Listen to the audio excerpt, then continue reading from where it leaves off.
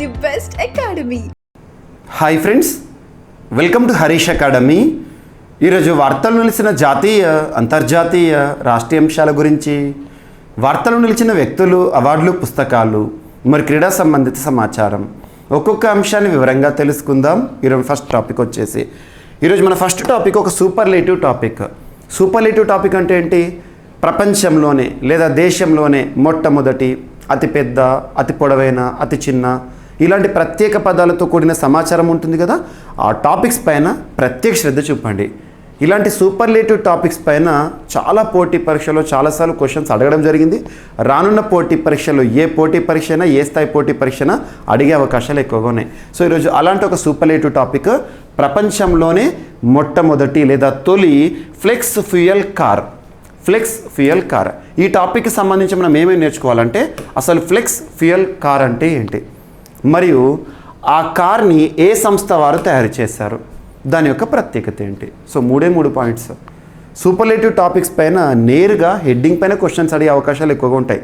కొన్ని సందర్భాల్లో కొన్ని పై స్థాయి పోటీ పరీక్షలు ఉంటాయి. ఉదాహరణకు తీసుకుంటే యూపీఎస్సీ కానివ్వండి, ఎస్ఎస్సి సిజిఎల్ లాంటి పోటీ పరీక్షలు కానివ్వండి, రాష్ట్ర స్థాయిలో గ్రూప్ స్థాయి పోటీ పరీక్షలో కానివ్వండి, అందులో కొంత డీటెయిల్గా అడుగుతారు. స్టేట్మెంట్స్ కూడా ఇచ్చే అవకాశాలు ఉంటాయి. సో ఇక్కడ చూడండి, ప్రపంచంలోనే తొలి లేదా మొట్టమొదటి ఫ్లెక్స్ ఫ్యూయల్ కార్ని నిన్నటి రోజున నితిన్ గడ్కరీ గారు లాంచ్ చేశారు.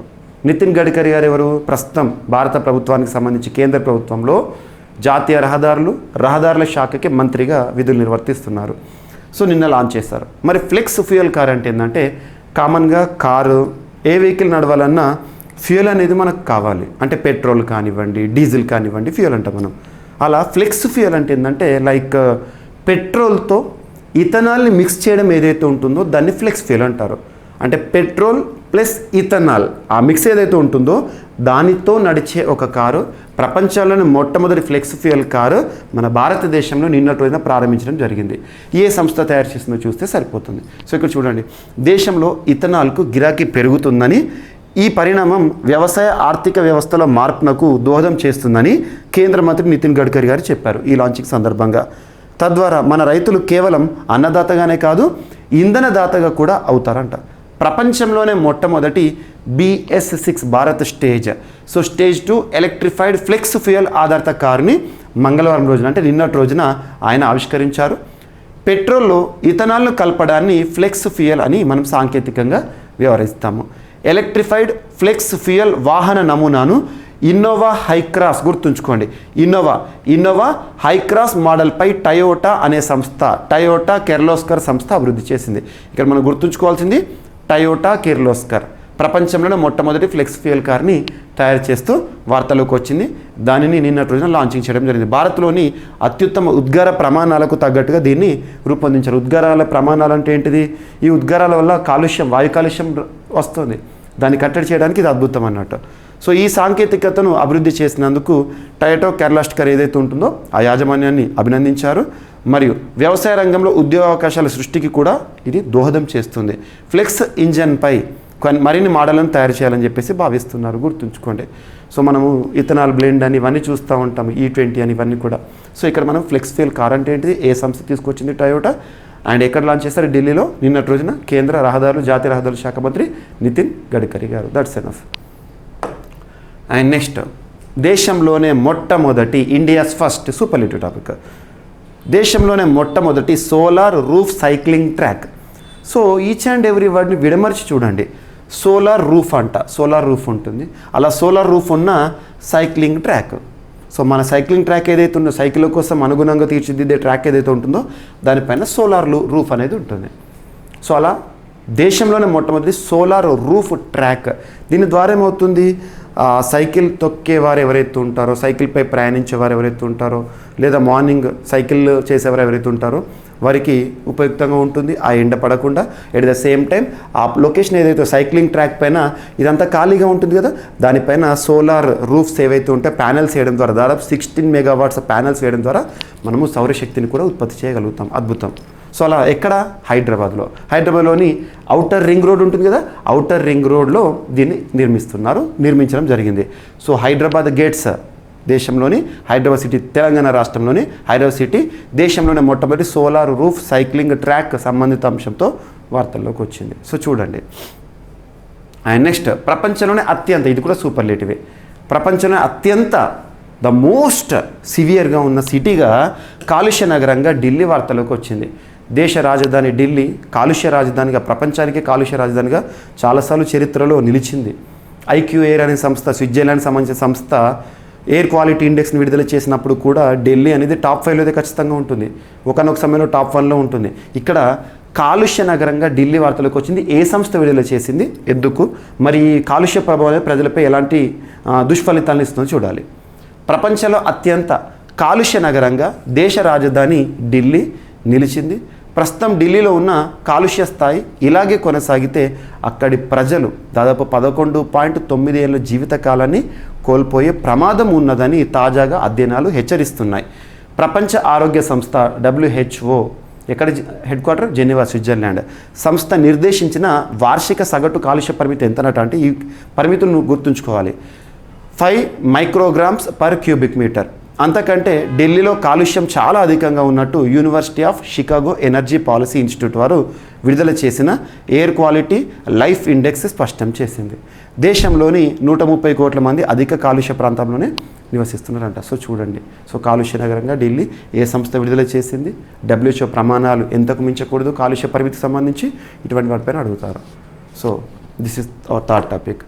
నెక్స్ట్, ఆగస్టు 23ని జాతీయ అంతరిక్ష దినోత్సవంగా భారత ప్రభుత్వం గుర్తించింది. జాతీయ అంతరిక్ష దినోత్సవం ఎప్పుడంటే ఆగస్టు 23. రీసెంట్గా last 3 days back, subject condition 3-4 days back, Narendra Modi గారు ఇస్రో, బెంగళూరులోని ఇస్రో ప్రధాన కేంద్రాన్ని సందర్శించి తిరంగా అనే పదాన్ని, శివశక్తి అనే పదాన్ని, దాంతోపాటు ఆగస్టు 23వ తేదీని ఇక మీదట నేషనల్ స్పేస్ డేగా గుర్తిస్తున్నామని చెప్పేసి ప్రకటించారు. దానికి సంబంధించిన అధికారిక ప్రకటన నిన్నటి రోజున వచ్చింది. ఆగస్టు 23కు ప్రత్యేకత ఏంటి, చరిత్ర నిలిచిపోయింది. అదేంటి, చంద్రయాన్ 3 ప్రాజెక్టులో భాగంగా విక్రమ్ ల్యాండర్ ఏదైతే ఉంటుందో, విక్రమ్ ల్యాండర్ చంద్రుని పైన ల్యాండ్ అయిన టైం, అది డేట్ భారత కాలమానం ప్రకారం ఆగస్టు 23వ తేదీ సాయంత్రం 6:04 ల్యాండ్ అయింది. అద్భుతంగా, విజయవంతంగా అలా చంద్రుని పైన ల్యాండ్ అయిన 4వ దేశంగా, దక్షిణ ధ్రువంపై ల్యాండ్ అయిన మొట్టమొదటి దేశంగా భారతదేశం ఒక సరికొత్త అధ్యాయాన్ని లిఖించింది. సో అలాంటి ఈ అద్భుత ఘట్టం జరిగిన ఆ తేదీని, ఆగస్టు 23వ తేదీని ఇక మీదట నేషనల్ స్పేస్ డేగా, జాతీయ అంతరిక్ష దినోత్సవంగా భారత ప్రభుత్వం నిన్నటి రోజున అధికారికంగా ప్రకటించింది. గతంలో లాస్ట్ 4 days బ్యాక్ మనకు నరేంద్ర మోదీ గారు దాన్ని ప్రస్తావించారు, ఆగస్టు 23 జరుపుకుందామన్నారు. కానీ అధికారికంగా సెంట్రల్ గవర్నమెంట్ నిన్నటి రోజున గుర్తించడం జరిగింది. సో చూడండి ఇది. అండ్ దాంతోపాటు ఈ ల్యాండ్ అయిన ప్రదేశం ఏంటిది, శివశక్తి అని చెప్పేసి మనం డిస్కస్ చేసాం. చంద్రయాన్ 2కి సంబంధించి ఆ టచ్ డౌన్ ఏరియా ఏదైతే ఉంటుందో దాన్నేమో తిరంగా అని నామకరణం చేస్తారు. వీటిపైన ఎగ్జామినేషన్ క్వశ్చన్స్ అడుగుతారు. సో మిషన్ జాబిల్లి, దక్షిణ ధృవాన్ని ముద్దాడిన ఆగస్టు 23ను జాతీయ అంతరిక్ష దినోత్సవంగా కేంద్ర ప్రభుత్వం ప్రకటించింది. ఈ మేరకు కేంద్ర మంత్రివర్గం తీసుకున్న నిర్ణయాలను సమాచార ప్రసార శాఖల మంత్రి అనురాగ్ ఠాకూర్ గారు మీడియాకు వెల్లడించడం జరిగింది. ఆయన ఈ చారిత్రాత్మక విజయం ఏదైతే దాని గుర్తుగా ఈ దినోత్సవాన్ని భారత ప్రభుత్వం అధికారికంగా గుర్తిస్తున్నట్టుగా ప్రకటించారు, ministry of information and broadcasting. ఇక చంద్రుని పైన దిగిన ల్యాండర్ నుండి బయటకు వచ్చిన రోవర్ ఏదైతే ఉంటుందో ప్రగ్యాన్ రోవర్ తన పని తను చేస్తోంది, అద్భుతంగా చేస్తోంది. ఇస్రోతో సంబంధాన్ని కొనసాగిస్తోంది, మనకు సమాచారాన్ని అందిస్తూ ఉంది. అలా చంద్రుని పైన ఏమేమి ఖనిజాలు ఉన్నాయో పరిశోధన చేస్తూ అందులో భాగంగా ఒక సమాచారం, చంద్రుడిపై సల్ఫర్ ఉందంట. రోవర్ పరిశోధనలో వెల్లడించింది సల్ఫర్, చంద్రుడిపైన సల్ఫర్. మిషన్లో భాగంగా జాబిల్పై విజయవంతంగా పయనిస్తున్న ప్రగ్యాన్ రోవర్ అక్కడి ఉపరితలంపై పరిశోధనలో మరిన్ని కీలక అంశాలను గుర్తించింది. ఇందులోని లేజర్ ఇండ్యూస్డ్ బ్రేక్డౌన్ స్పెక్ట్రోస్కోప్ పరికరం చంద్రుడి దక్షిణ ధ్రువం వద్ద ఉపరితలంపై సల్ఫర్ ఉనికిని స్పష్టంగా గుర్తించినట్లు ఇస్రో శాస్త్రవేత్తలు వెల్లడించారు. దీంతోపాటు అల్యూమినియం, కాల్షియం, ఫెర్రం, ఇనుము, chromium, titanium, silicon, manganese, oxygen మూలకాలను సైతం గుర్తించడం అద్భుతం, విశేషం. హైడ్రోజన్ కోసం శోధన కొనసాగిస్తోందని ఇస్రో తెలిపింది. చందమామపై మట్టి, రాళ్లను అధ్యయనం చేసేందుకు అక్కడి రసాయన ఖనిజాలను పరిశోధించేందుకు గాను లిప్స్ పరికరాన్ని పంపించారు. లిప్స్ గుర్తుంచుకోండి. ఈ పరికరాన్ని బెంగళూరులోని ఎలక్ట్రో ఆప్టిక్ సిస్టమ్ ప్రయోగశాలలో అభివృద్ధి చేసినట్లు ఇస్రో వెల్లడించింది. గుర్తుంచుకోండి, very very important point. And next Visakha వేదికగా మిలాన్ 2024 విశాఖ వేదికగా రానున్న 2024 ఇయర్లో ఫిబ్రవరి మంత్లో మిలాన్ జరగబోతుంది. మిలాన్ ఏంటంటే మల్టీలాటరల్ నావల్ ఎక్సర్సైజ్, బహుళ దేశాలు పాల్గొనే సైనిక అంటే ఏమంటాము నావికా దళ విన్యాసం. త్రివిధ దళాల్లో ఒక విన్యాసం వార్తలకు వస్తే ఏ దళానికి సంబంధించి చూడండి, ఇది నావికా దళ విన్యాసం మిలాన్ ఎక్సర్సైజ్ మిలాన్ వైజాగ్ కేంద్రంగా ప్రారంభం కాబోతుంది ఫిబ్రవరి మంత్లో అని చెప్పేసి అధికారికంగా మరొకసారి సమాచారం. తూర్పు నావికా దళం విశాఖపట్నం వేదికగా వచ్చే ఫిబ్రవరిలో మిలాన్ 2024 నిర్వహించనున్నారు. తూర్పు నావికా దళం flag officer commanding in chief గారు దానికి సంబంధించిన సమాచారాన్ని రాష్ట్ర ముఖ్యమంత్రి జగన్ గారికి వివరించడం జరిగింది. ఆంధ్రప్రదేశ్ రాష్ట్ర ముఖ్యమంత్రి మిలాన్ 2024 నిర్వహణ వివరాలను సీఎంకు తెలియజేశారు. విశాఖపట్నంలో నిర్వహించే మిలాన్ 2024కు 57 దేశాల ప్రముఖులు నావికా దళాలు హాజరవుతారంట. లాస్ట్ టైం ఏమో 2022లో మిలాన్ ఎక్సర్సైజ్ జరిగింది, మన వైజాగ్లో జరిగింది, ఆంధ్రప్రదేశ్లో 2022లో జరిగింది, మళ్ళీ ఇప్పుడు 2024లో మన వైజాగ్ వేదికగా జరగబోతోంది. Very very important. 57 దేశాలు పార్టిసిపేట్ చేయబోతున్నాయి. ఇండియా ఏషియన్ డెవలప్మెంట్ బ్యాంక్ ఆసియా అభివృద్ధి బ్యాంకు సంయుక్తంగా climate change and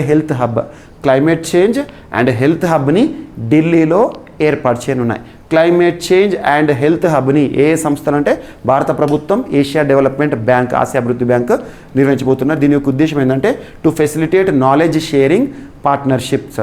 so knowledge sharing కోసం ఉద్దేశించబడిన ఒక వేదిక, ఇన్నోవేషన్స్ నవకల్పనల కోసము అండ్ డెవలపింగ్ కంట్రీస్లో సాయం అందించడానికి ఇది ఒక అద్భుతం అని చెప్పవచ్చు. సో జస్ట్ ఈ హెడ్డింగ్ గుర్తుంచుకోండి, that's enough. And project amber వార్తల్లోకి వచ్చింది. ఎగ్జామినేషన్ పాయింట్ ఆఫ్ డైరెక్ట్ అడుగుతారు. ప్రాజెక్ట్ యాంబర్ ఇటీవల వార్తల్లోకి వచ్చింది.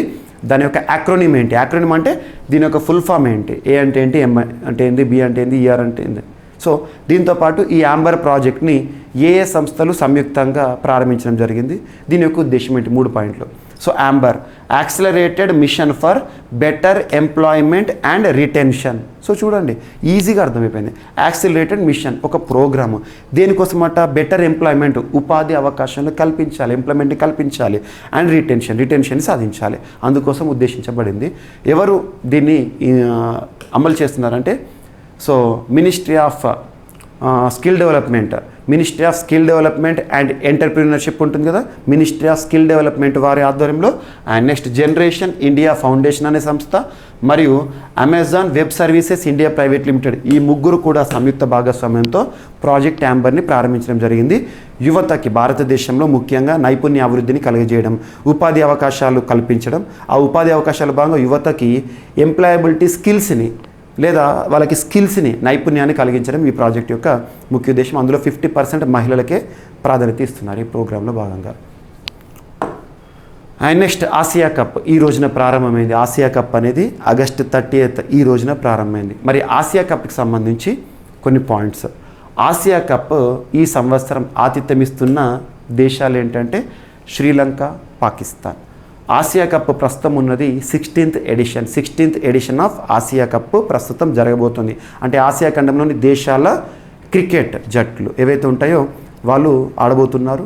ఆతిథ్యం ఇచ్చే దేశాలు 2 దేశాలు. ఇక్కడ గుర్తుంచుకోండి, భారతదేశం కూడా ఆసియా కప్లో ఆడుతోంది, కానీ పాకిస్తాన్లో ఒక్క మ్యాచ్ కూడా ఆడదు, గుర్తుంచుకోండి. అండ్ నెక్స్ట్ వచ్చేసేసి 16th ఎడిషన్ ఈ సంవత్సరం వార్తలోకి వచ్చింది. ఈ ఆసియా కప్లో మొత్తం ఎన్ని దేశాలు పాల్గొంటున్నాయంటే India first, second Afghanistan, next Bangladesh, Pakistan, Sri Lanka, qualify అయిన నేపాల్ 6 జట్లు గుర్తుంచుకోండి. 6 జట్లతో కూడిన ఆసియా కప్ అనేది 16th ఎడిషన్ ఈ రోజున ప్రారంభమైంది. క్వాలిఫైయింగ్ మ్యాచెస్తో మనకి చూస్తున్నాం. ఇక నెక్స్ట్ ఈ ఆసియా కప్ యొక్క రికార్డులను ఇప్పటివరకు చూస్తే అత్యధిక వికెట్ల వీరుడు ఆసియా కప్లో ఎవరు తీసుకున్నారంటే మురళీధరన్ 30. అండ్ అత్యల్ప స్కోరు ఆసియా కప్లో ఇప్పటివరకు 87. అండ్ గుర్తుంచుకోండి, ఆసియా కప్కి సంబంధించి ఇది 1 day matches, 50 overs ODI. So 1 day అంటే 300 బాల్స్ ఉంటాయి ఈచ్ సైడ్, ఒక్కొక్క సైడ్ 300 50 ఓవర్స్. నెక్స్ట్ 2000లో పాకిస్తాన్పై బంగ్లా ఇలా తలపడింది, ఈ అత్యల్ప స్కోరు చేసింది. అండ్ 183 ఓ బ్యాటర్ అత్యధిక స్కోరు, ఈ రికార్డు 2022లో పాకిస్తాన్పై కోహ్లీ చేయడం జరిగింది.